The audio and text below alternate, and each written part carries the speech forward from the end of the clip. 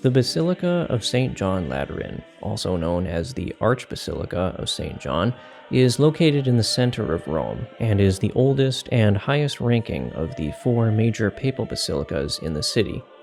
The basilica itself dates back to the 4th century when the Roman Emperor Constantine donated a palace, known as the Lateran Palace, to the Bishop of Rome at the time, Pope Melchiad. The palace became the official residence of the popes for several centuries, and it hosted many significant church councils, which eventually came to be known as the 5 Lateran Councils.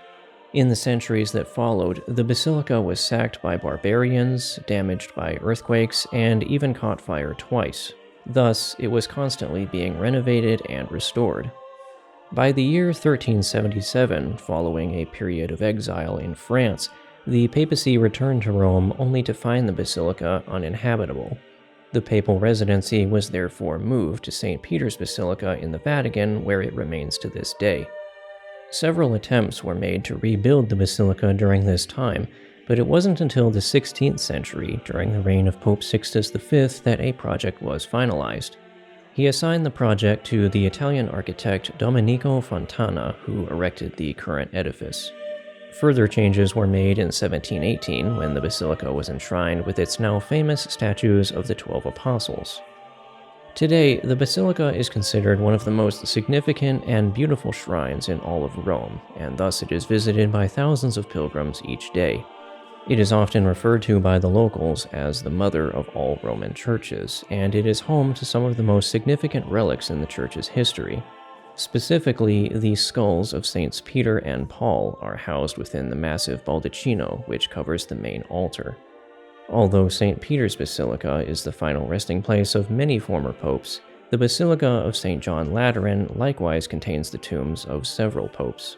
Originally, there were 12 such tombs, but half of them were unfortunately destroyed during the fires of the 14th century.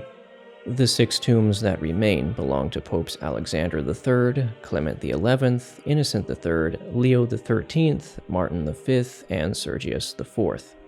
These centuries-old resting places are themselves finely crafted works of art, and pilgrims often take it upon themselves to donate to the church by casting their loose change onto one of these tombs.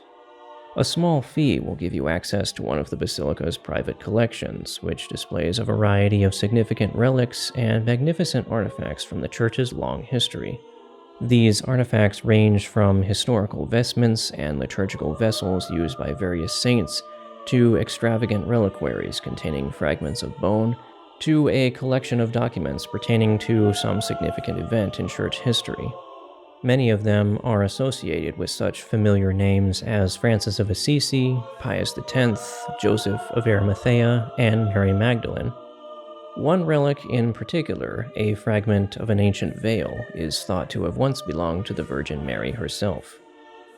Perhaps the most unexpected discovery in this room is a large display case containing the original papal bull promulgated by Pope John XXIII, which called for the Second Vatican Council.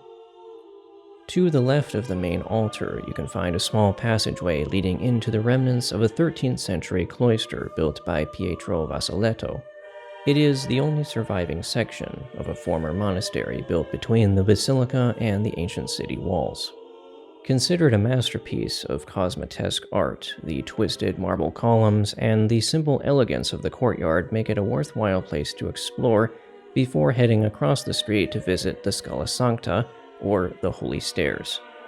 The Scala Sancta is a set of 28 marble steps located next to the Basilica of St. John.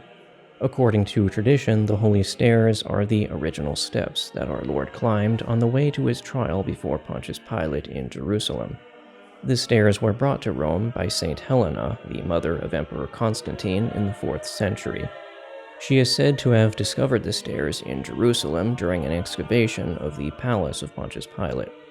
Over the centuries, the Holy Stairs have become an important pilgrimage site. Visitors are encouraged to climb the stairs on their knees while meditating on our Lord's Passion. The stairs themselves are normally covered with wooden panels to protect them, and there are small openings in the panels that allow pilgrims to see and touch the marble steps. I myself was fortunate enough to climb these steps back in 2019 when they were briefly uncovered for the first time in almost 300 years. These days, the holy stairs are largely synonymous with the basilica itself. Whether you choose to visit one, the other, or both, it is a powerful experience and one that will likely remain with you for many years to come.